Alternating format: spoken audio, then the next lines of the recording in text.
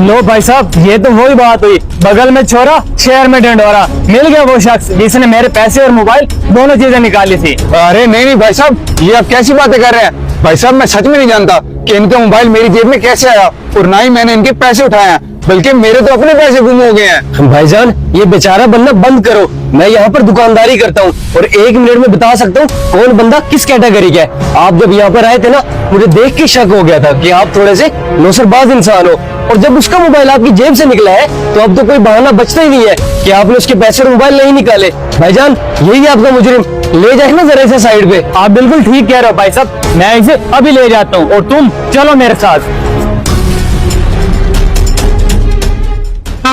अरे यार, कितना हरामी इंसान है तू। बॉस, आप भी तो कुछ कम नहीं हो। चल चल, अब ज्यादा बकवास न कर मेरे हरामी दोस्त, मेरा हिस्सा निकाल।